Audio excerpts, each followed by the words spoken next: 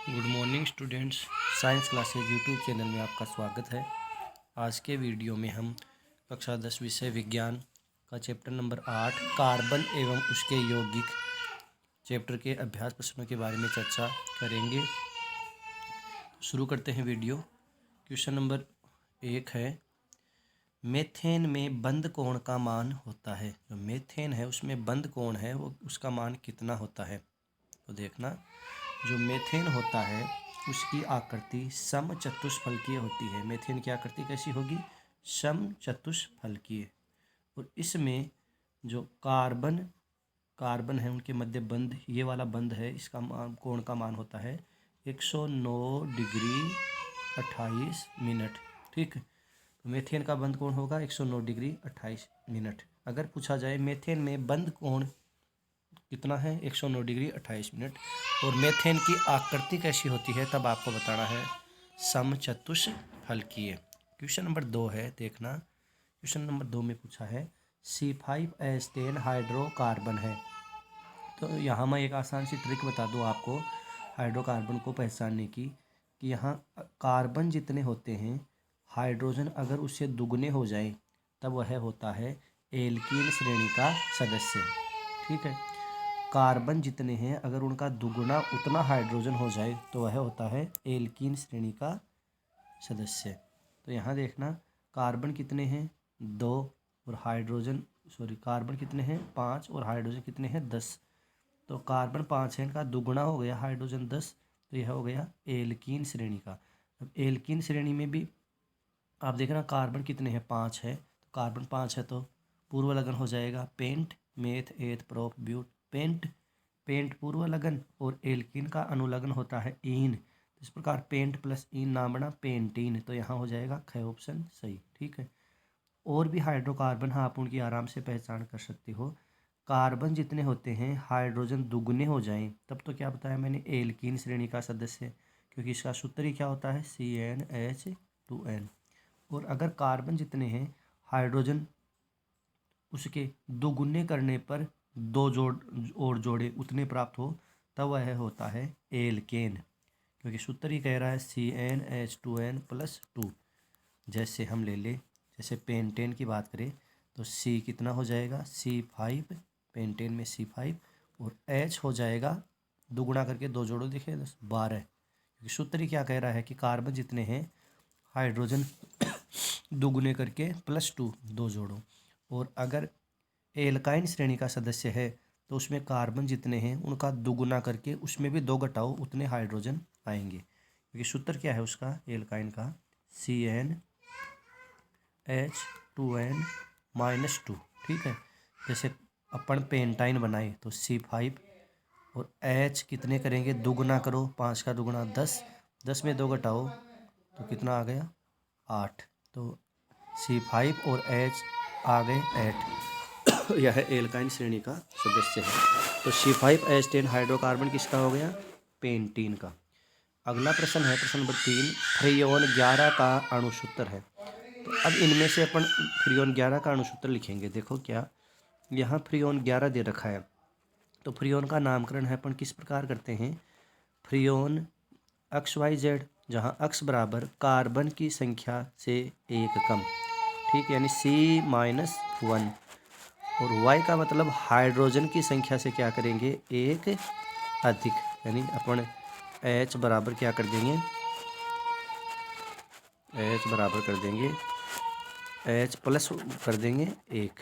ठीक है, y बराबर हो गया H+1, और Z बराबर हो गया फ्लोरीन की संख्या। तो यहाँ देखना, फ्रियोन 11 का मतलब यहाँ 11 अंक है, तो शुरू में कुछ नहीं है, 0 मानेंगे अपन। तो कार्बन की संख्या से 1 कम, यानी जितने कार्बन हैं उनसे भी 1 कम, तो कार्बन यहाँ 1 आ गया इसमें। जैसे कार्बन, तो 1 में 1 घटाया तो 0 बच गया। फिर वापस 1 दे रखा है, अब 1 दे रखा है फ्रियोन 11 में। ये 1 है हाइड्रोजन के लिए, कि हाइड्रोजन की संख्या से 1 अधिक, इसमें हाइड्रोजन है नहीं तो 1 आ गया। देखना कई ऑप्शन की बात कर रहे हैं अपन। और वापस फिर फ्रियोन 11 में 1 आ रहा है, वो आ गया फ्लोरीन की संख्या। तो फ्लोरीन कितना है इसमें? 1। तो यहाँ हो जाएगा कई ऑप्शन। नेक्स्ट है प्रश्न नंबर 4। प्रश्न नंबर 4 की बात करें प्राकृतिक रबर किसका बहुलक होता है? इसमें देखना, जो अपना प्राकृतिक रबर होता है वह आइसोप्रीन का बहुलक होता है। आइसोप्रीन है, इसका अपन सूत्र भी लिख सकते हैं। आइसोप्रीन का देखो सूत्र क्या होगा, CH2 द्विबंध CH एकल बंध C, यहाँ एकल बंध आएगा और यहाँ C द्विबंध CH2, कार्बन की संयोजकता 4 होती है तो यहाँ एकल बंध लग के मेथिल समूह जुड़ जाएगा। इसको अपन कहते हैं आइसोप्रीन। बहुत सारे आइसोप्रीन है, यहाँ एन लगा दिया, इसका मतलब बहुत सारे आइसोप्रीन है। जब उनका बहुलीकरण करेंगे, इसको जब गर्म करेंगे तो फिर पोली आइसोप्रीन बनेगा, उसे प्राकृतिक रबर कहते हैं। तो यहाँ पूछा है प्राकृतिक रबर किसका बहुलक है, तो उत्तर हो जाएगा आइसोप्रीन का। नेक्स्ट प्रश्न है प्रश्न नंबर 5, कार्बन का कौन सा अपर रूप विद्युत का सुचालक है? तो कार्बन के कितने अपर रूप है? 3, हीरा, ग्रेफाइट और फुलरीन। ये कार्बन के ध्यान रखना, कार्बन के क्रिस्टलीय अपर रूप है 3, कौन से? हीरा, ग्रेफाइट और फुलरीन। इन तीनों में जो ग्रेफाइट है यह विद्युत का सुचालक होता है, और हीरा और फुलरीन है ये विद्युत के कुचालक होते हैं। और जो ग्रेफाइट है यह विद्युत का सुचालक क्यों होता है, इसका ध्यान रखना आप, मुक्त इलेक्ट्रॉन के कारण, कि ग्रेफाइट पर मुक्त इलेक्ट्रॉन पाए जाते हैं जिसके कारण यह विद्युत का चालन करता है। याद रह जाएगा, कार्बन का कौन सा अपरूप विद्युत का सुचालक है? ग्रेफाइट। ग्रेफाइट विद्युत का सुचालन क्यों करता है? मुक्त इलेक्ट्रॉनों के कारण। और हीरा और फुलरीन जो कार्बन के अपर रूप है वो कुचालक होते हैं क्योंकि उन पर मुक्त इलेक्ट्रॉन नहीं पाए जाते। और ये जो अपर रूप किसे कहते हैं? अपर रूप का मतलब एक ही पदार्थ के भिन्न भिन्न रूप हैं, उनको अपर रूप कहते हैं। संरचना उनकी अलग अलग हो जाती है। हाँ, 6वां प्रश्न है वो और देख लेते हैं अपन। देखो इसमें क्या दे रखा है, प्राकृतिक रबर की गुणवत्ता एवं तनन सामर्थ्य बढ़ाने के लिए इसे सल्फर के साथ गर्म करते हैं, इस क्रिया को क्या कहते हैं? तो ये बहुत अच्छा प्रश्न है, मैं कह रहा हूँ इम्पोर्टेंट प्रश्न है ये। प्राकृतिक रबर की गुणवत्ता, जो प्राकृतिक रबर है, जैसे कहा था अपन ने, प्राकृतिक रबर क्या होता है? पॉली आइसोप्रीन होता है, जो आइसोप्रीन का बहुलक है। इसकी अच्छी गुणवत्ता हो जाए और तनन सामर्थ्यता यानी प्रत्यास्थता जो है, खींचने की क्षमता है, वो बढ़ाएं तो इसको सल्फर के साथ गर्म करते हैं। इस क्रिया को वल्कनीकरण कहते हैं। यानी यहाँ ऑप्शन आएगा गैर वल्कनीकरण या वल्कनीकरण किसे कहते हैं? प्राकृतिक रबर की गुणवत्ता एवं तनन सामर्थ्य बढ़ाने के लिए इसे प्राकृतिक रबर सल्फर के साथ गर्म करते हैं तो इस क्रिया को वल्कनीकरण कहते हैं। नेक्स्ट प्रश्न है, यदि कार्बन में कार्बन परमाणु की संख्या 3 है तो पूर्व लगन होगा। देखो पूर्व लगन क्या होगा? कार्बन 1 हो तो पूर्व लगन क्या होता है? मेथ। 2 हो तो एथ। 3 हो तो प्रोप होगा। तो यहाँ क्या आएगा? प्रोप, यानी ऑप्शन कौन सा ऑप्शन है? यह हो जाएगा प्रोप। पूरा याद कर लेना आप, 10 तक दे रखे हैं 10वीं में। कार्बन 1 होने पर मेथ, 2 होने पर एथ, 3 होने पर प्रोप, 4 होने पर ब्यूट, 5 होने पर पेंट, 6 होने पर हेक्स, 7 होने पर हेप्ट, 8 होने पर ओक्ट, 9 होने पर नॉन और 10 होने पर डेक होता है। फिर जब IUPAC हम नामकरण करते हैं तो इन्हीं के अनुसार इन नामों के आगे इनका अनुलग्न लग आता है। जैसे एल्केन का अनुलग्न होगा एन, एल्क प्लस एन, यानी एल्क प्लस एन जो अनुलग्न होता है वो शब्द के लास्ट में लगता है। एल्कीन का अनुलग्न होगा इन और एल्काइन का अनुलग्न होगा आइन। तो एल्केन का अनुलग्न मैंने क्या बताया? एन। तो इसी के अनुसार इसके जो IUPAC सदस्य बन जाएंगे एल्केन श्रेणी के, जैसे मेथेन, एथेन, क्योंकि मेथ ए तो पूर्व लगन है और एन अनुलग्न हो गया, तो methane, ethane, propane, butane, pentane, hexane, heptane, octane, नोनेन, decane, इस प्रकार। अगला प्रश्न लेते हैं, प्रश्न number 8, CH2 द्विबंध CH एकलबंध CH2 एकलबंध Cl का IUPAC नाम है। तो IUPAC नाम देखना, यह द्विबंध है, युक्त है, यह है हाइड्रोकार्बन और इसमें क्लोरीन लगा है। तो ये क्लोरीन होगा, क्लोरीन का पूर्व लगन लगेगा क्लोरो, और ये द्विबंध आ गया तो हम इस द्विबंध को कम से कम अंक देंगे। तो इधर से नंबर 2 इनको कार्बन को 1, यह 2, ये 3 हो गए इधर, कार्बन को नंबर दिए जाते हैं, क्लोरीन में कार्बन नहीं है, क्लोरीन है, पूरा तत्व है। तो लंबी से लंबी कार्बन युक्त श्रृंखला हुई 3 कार्बन युक्त, और इसमें द्विबंध को कम अंक मिला 1। इधर से द्विबंध को देंगे तो 1 2 2 मिलेंगे, तो कम कौन सा है 1 1 2 3, तो 3 नंबर पर क्लोरीन है। क्लोरीन का पूर्व लगता है क्लोरो, तो कितने नंबर पर है 3 नंबर पर, तो आ गया 3 क्लोरो। और ये जो द्विबंध है वो कितने नंबर पर आया 1 नंबर पर, और द्विबंध का अनुलग्न होता है इन, तो 3 क्लोरो 1 प्रोपीन। तो ऐसा कौन सा है 3 क्लोरो 1 प्रोपीन, यहाँ घ ऑप्शन है वो सही हो जाएगा। इसके बाद अगला प्रश्न देखते हैं, प्रश्न नंबर 9। एल्केन एल्कीन एवं एल्काइन श्रेणी का सामान्य सूत्र लिखिए। तो देखो एल्केन का, मैंने इस प्रश्न का उत्तर आपको पहले ही बता दिया। वैसे एल्केन का सामान्य सूत्र है CnH2n+2। क्या लगाओगे एल्केन में, लास्ट में +2 लगेगा, यानी इसका मतलब देखो ये हुआ Cn कि कार्बन की जितनी संख्या है n, हाइड्रोजन दोबारा 2n+2 है, तो 2n का मतलब उस n से दुगुना और 2 और जोड़ दो, यानी एल्केन के सदस्य आप निकालोगे तो इनमें जो कार्बन जितना होता है उसके दुगुना करके और 2 जोड़ दो, उतने हाइड्रोजन होंगे। जैसे कार्बन 1 है यहाँ C, तो हाइड्रोजन इसका दुगुना करो, कार्बन 1 का दुगुना 2 और 2 और जोड़ो 4, तो क्या उत्तर आया CH4। तो एल्केन श्रेणी का पहला सदस्य हो गया CH4, इसका नाम हुआ मेथेन। और एल्कीन श्रेणी में आप क्या करोगे, देखो एल्कीन का सूत्र हुआ CnH2n, और एल्काइन में CnH2n-2। तो एल्कीन में कार्बन जितने हैं हाइड्रोजन उनके दुगने हो जाएंगे, 2n लिखा है। एल्काइन में कार्बन जितने हैं हाइड्रोजन उनके दुगुने करके और -2 यानी 2 घटा दोगे आप, उससे आप सदस्य निकाल सकते हो। एक और बात ध्यान रखना आप कि एल्केन श्रेणी का पहला सदस्य तो मेथेन होगा, ठीक है, methane, ethane, propane, butane, pentane, hexane, heptane, octane, नोनेन, decane. और एल्कीन श्रेणी का पहला सदस्य है वो एथीन होगा, मेथीन नहीं। इसका कारण है क्योंकि एल्कीन में कार्बन कार्बन के मध्य द्विबंध पाया जाता है एल्कीन में, तो द्विबंध लगाने के लिए कम से कम कितने कार्बन की आवश्यकता होती है, 2 कार्बन के मध्य द्विबंध पाया जाता है, तो द्विबंध लगाने के लिए 2 कार्बन की आवश्यकता होती है। कार्बन 2 होते ही पूर्व लगन हो जाता है एथ, तो पहला सदस्य एथीन होगा। इसी प्रकार एल्काइन का पहला सदस्य भी एथाइन होगा, क्योंकि एल्काइन में कार्बन कार्बन के मध्य त्रिबंध पाया जाता है, तो त्रिबंध लगाने के लिए कम से कम 2 कार्बन की आवश्यकता होती है। तो कार्बन 2 होते ही पूर्व लगन हो गया एथ, और अनुलग्न आइन लगा देंगे तो सदस्य हो जाएगा एथाइन। तो एल्कीन का पहला सदस्य एथीन, प्रोपीन, इस प्रकार बनते जाएंगे, butene, pentene, hexene, heptene, octene, nonene, decene. और एल्काइन श्रेणी के हो जाएंगे ethyne, propyne, butyne, pentyne, hexyne, heptyne, octyne, nonyne, डेकाइन।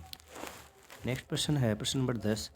Hydrocarbon कौन से 2 तत्वों से निर्मित है। देखो आप शब्द पर जाओ, हाइड्रोकार्बन, हाइड्रो नाम आया है हाइड्रोजन से, और कार्बन का कार्बन है, तो ये हाइड्रोकार्बन कौन से 2 तत्वों से निर्मित है। एक तो हाइड्रो यानी हाइड्रोजन, और एक है कार्बन, ठीक है। तो याद कर सकते हो आप कि हाइड्रोकार्बन हाइड्रोजन व कार्बन तत्वों से निर्मित होते हैं।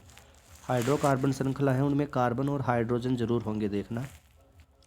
नेक्स्ट प्रश्न नंबर 11 है, IUPAC का पूरा नाम लिखिए। देखिए जो IUPAC है यह है नामकरण की अंतर्राष्ट्रीय पद्धति है, जो हाइड्रोकार्बन होते हैं उनके नामकरण की अंतर्राष्ट्रीय पद्धति है। इसका पूरा नाम क्या है, I का मतलब है international, U union, of silent है यहाँ, P का मतलब है प्योर, A का इधर एंड साइलेंट है, फिर A का अप्लाइड, और C का केमिस्ट्री। तो पूरा नाम क्या हुआ, international union of pure and applied chemistry, जिसका हिंदी में नाम हुआ शुद्ध एवं अनुप्रयुक्त रसायन का अंतर्राष्ट्रीय संघ, ये इसका वैसे नाम हुआ। नेक्स्ट प्रश्न है प्रश्न नंबर 12, वल्कनीकरण की परिभाषा दीजिए। अपना जो अभ्यासद का प्रश्न था उसमें ये आया था कि प्राकृतिक रबर की गुणवत्ता व तनन सामर्थ्यता प्रत्यास्थता बढ़ाने के लिए इसी प्राकृतिक रबर को सल्फर के साथ हम गर्म करेंगे, इसी क्रिया को वल्कनीकरण कहते हैं, ठीक है।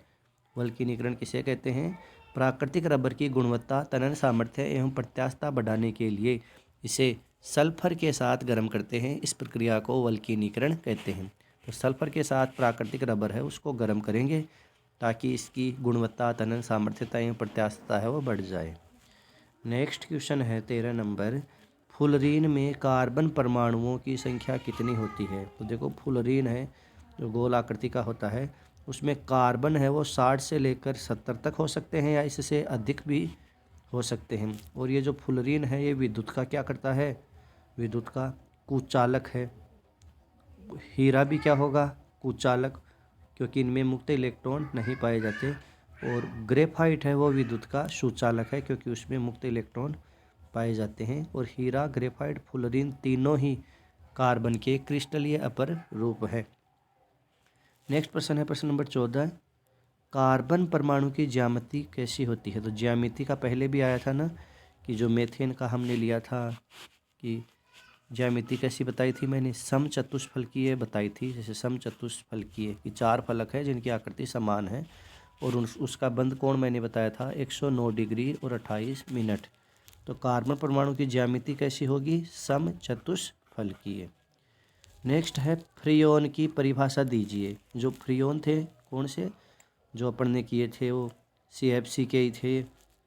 जो एक अपन ने उदाहरण में भी अपन ने लिया था, उसमें अपन से पूछा गया था कि फ्रियोन 11 का अणु सूत्र है तो CFCl3 जो उत्तर था उसका। तो फ्रियोन किसे कहेंगे? पॉलीक्लोरोफ्लोरो एल्केनों को। उसमें पोली यानी बहुत सारे, क्लोरोफ्लोरो एल्केन। तो क्लोरीन और फ्लोरीन है वो एक से अधिक रहेंगे। एल्केन रहेंगे यानी हाइड्रोकार्बन है। तो इन्हीं में फ्रियोन में क्या होता है? हाइड्रोकार्बन रहेंगे और एल्केन यानी कार्बन कार्बन के मध्य एकल बंध रहेगा और हाइड्रोकार्बन के साथ फ्लोरीन और क्लोरीन जुड़े रहेंगे। बस वही है फ्रियोन। जैसे अपन ने एक लिया था CFCl3 जिसका नाम है फ्रियोन 11। तो CFCl3 तो उसमें आप देख सकते हो CFCl3। तो जैसे मैंने बताया कि फ्रियोन में क्या होता है? कार्बन हाइड्रोकार्बन होते हैं। यहाँ क्या हो गया कि 3 क्लोरीन लग गए कार्बन के और 1 फ्लोरीन लग गया। तो आपको याद होगा CFCl3 का हम लिख सकते हैं, संरचना भी बना सकते हैं। एक कार्बन होगा, एक तरफ लगेगा F और एकल बंध से जुड़ा रहेगा और 3 लगेंगे इसके क्लोरीन, वो भी एकल बंध से जुड़े रहेंगे। तो ये CFCl3 है, उसका सूत्र हो गया CFCl और ये एकल बंध से जुड़े रहेंगे। और अगर यहाँ Cl अपन कम कर दे तो एक H लग जाएगा। जैसे क्या लगेगा? इधर F आ गया, इधर C, फिर एकल बंध में H लग जाएगा, वो H अपन यहाँ भी लगा सकते हैं और फिर 2 Cl जुड़ जाएंगे। यानी अपन कह सकते हैं फ्रियोन में हाइड्रोकार्बन जो एकल बंध से जुड़े रहते हैं और क्लोरीन और फ्लोरीन समूह रहता है। नेक्स्ट है 16 नंबर प्रश्न। उसमें पूछा है अपन से, सबसे पहले कार्बनिक यौगिक का निर्माण करने वाले वैज्ञानिक कौन थे? तो वो हवोलर वैज्ञानिक हैं और उन्होंने प्रयोगशाला में सबसे पहला कार्बनिक पदार्थ बनाया था यूरिया। कब? 1828 में। आपको याद करना है, अच्छा प्रश्न है। कार्बनिक यौगिक का मतलब जो कार्बन के बने होते हैं। तो प्रथम कार्बनिक यौगिक यूरिया का निर्माण 1828 में हावोलर ने किया था। यूरिया का सूत्र भी आपको पता होना चाहिए, NH2 एकल बंध, इधर आ जाएगा C double bond O NH2। तो वो है यूरिया का सूत्र, जो पहला कार्बनिक पदार्थ है जो प्रयोगशाला में बना था। नेक्स्ट है CNG का पूरा नाम लिखिए। देखिए C यानी कंप्रेस्ड, N का मतलब नेचुरल और G का मतलब गैस। तो CNG का पूरा नाम क्या हुआ? Compressed natural gas. हिंदी में कहेंगे संपीड़ित प्राकृतिक गैस। तो आप याद रखना कि जो प्राकृतिक गैस है अपनी, जो प्रकृति से प्राप्त होती है, उस प्राकृतिक गैस में कौन सा तत्व है उसकी बहुलता होती है, कौन सा हाइड्रोकार्बन होता है उसकी बहुलता होती है मेथेन। याद रह जाएगा। प्राकृतिक गैस का प्रमुख घटक कौन सी गैस है? मेथेन। और ये जो प्राकृतिक गैस है कहाँ पाई जाती है? जहाँ पेट्रोलियम के भंडार पाए जाते हैं, उन पेट्रोलियम के भंडारों के ऊपरी भाग में प्राकृतिक गैस पाई जाती है और इसी प्राकृतिक गैस को भूमि से निकाला जाता है, जिसका मुख्य घटक क्या बताया मैंने? मेथेन। इस प्राकृतिक गैस को उच्च दाब व निम्न ताप पर किसी बर्तन में भरते हैं तो उसी क्रिया को नाम दे दिया संपीड़ित, कि संपीड़न कर लिया। यानी उच्च दाब और निम्न ताप से वो गैस किसी बर्तन में भर लेंगे। तो इससे क्या होगा, उच्च दाब ज़्यादा लगाएंगे और ताप कम रहेगा तो गैस है उससे आग लगने की संभावना कम होगी। और ज़्यादा दाब लगाने पर, क्योंकि ये प्राकृतिक गैस है, गैस के कण क्या होते हैं आपको याद होगा, गैस के कण दूर दूर होते हैं, कणों के मध्य पर्याप्त रिक्त स्थान होता है, गैस में आकर्षण बल बहुत कम होता है।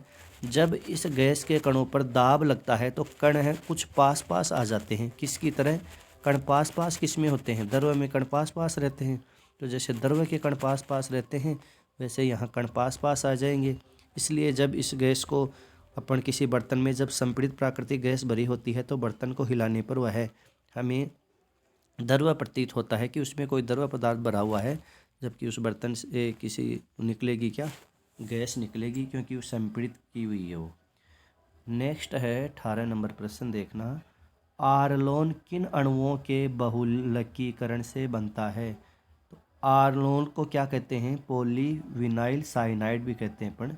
तो यह विनाइल साइनाइड है, उनके बहुलीकरण से बनता है। CH2 द्विबंध CH एकल बंध CN। ये जो समूह है इसको, इसके काफ़ी सारे समूह ले लेंगे, फिर इसे गर्म करेंगे तो पॉलीविनाइल साइनाइड बन जाएगा, जिसे आर्लोन भी कहते हैं। नेक्स्ट, कार्बन के अपर रूपों के नाम लिखिए। तो यहाँ कार्बन के जो अपर रूप है अपन क्रिस्टलीय अपर रूप लिख रहे हैं। देखो वैसे तो कार्बन के अपर रूपों को दो भागों में बांटते हैं, क्रिस्टलीय और अक्रिस्टलीय। क्रिस्टलीय में कौन आ गए, हीरा, ग्रेफाइट, फुलरीन। और अक्रिस्टलीय में और भी है, जैसे कोक है, कोल है, कागज़ है, गैस कार्बन है, वो अक्रिस्टलीय अपर रूप है। कार्बन के क्रिस्टलीय पूछा जाए तब तो हीरा, ग्रेफाइट, फुलरीन।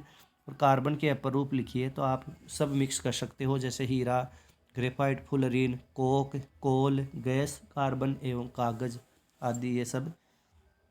नेक्स्ट है प्रश्न, आइसोब्यूटेन का IUPAC नाम लिखिए। तो आइसोब्यूटेन का IUPAC नाम क्या होगा। आइसोब्यूटेन की संरचना है CH3 एकल बंध CH एकल बंध CH3 और ये CH3। तो नियम क्या कहता है, जब भी हम IUPAC नामकरण करते हैं सबसे पहले कार्बन युक्त लंबी से लंबी श्रृंखला का चयन कीजिए। तो आप देखो इसमें लंबी से लंबी श्रृंखला 1 2 3 2 3 1 2 3, तो 3 कार्बन युक्त हुई। फिर इसमें जो कोई साखित समूह होता है उसको कम से कम अंक मिलते हैं, उधर से नंबर देते हैं। तो 1 2, जैसे मान लो हमने इस श्रृंखला का चयन किया तो 1 2 नंबर पर मेथिल, इधर इसका चयन किया तो 1 2, यानी मेथिल को 2 मिल रहा है। तो फिर इधर से कर देते हैं कि इधर से भी करो, चाहे इस तरीके से करो या उधर से ले सकते हैं। 2 नंबर पर methyl, 2 methyl, meth eth prop, carbon कितने हुए, ये कार्बन 3 हुए, मेथिल को 2 नंबर मिला। 2 मेथिल कार्बन 3 है तो मेथ एथ प्रोप, कार्बन 3 है तो पूर्व लगन हो जाएगा प्रोप। और कार्बन कार्बन के मध्य देखना एकल बंध है तो ये एल्केन श्रेणी के हैं तो एन लग जाएगा इनमें, कौन, अनुलग्न। तो नाम क्या हुआ, 2 methyl propane, 2 methyl propane. Next है 21 नंबर प्रश्न देखना, PAN का पूरा नाम लिखिए। तो PAN का पूरा नाम P poly, A acrylo, N nitrile. PAN का पूरा नाम हुआ पॉली एक्रिलो नाइट्राइल नाम हुआ। और ये जो यौगिक जो होते हैं ये बहुलकों की श्रेणी में आते हैं, पॉली एक्रिलो नाइट्राइल पेन का नाम हुआ।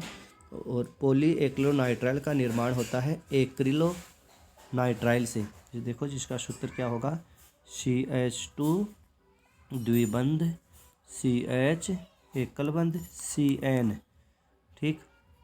और ये काफ़ी सारे समूह रहेंगे तो यहाँ N लगा देंगे और इसका बहुलीकरण करेंगे, जब इसको गर्म करेंगे तो पॉली एक्रिलो नाइट्राइल बन जाएगा। नेक्स्ट है PVC किसके बहुलीकरण से बनता है। PVC देखो P पॉलीविनाइल क्लोराइड, तो ये किसके बहुलीकरण से बनेगा, पॉली नाम हटाओ VC विनाइल क्लोराइड के बहुलीकरण से बनेगा। विनाइल क्लोराइड का सूत्र होगा CH2 द्विबंध CH एकल बंध Cl, इससे बन जाएगा पॉली विनाइल क्लोराइड। तो क्रिया कैसे होगी, ये CH2 द्विबंध CH एकल बंध Cl। ये तो क्या है, ये तो है विनाइल क्लोराइड। तो एन लिख देंगे, यानी इसका मतलब बहुत सारे विनाइल क्लोराइड ले लिए अपन ने। फिर यहाँ लिख देंगे बहुलीकरण। फिर उत्पाद में ये जो एन है यह आप नीचे लगा देना। इसे कैसे हो जाएगा, ये हो जाएगा CH2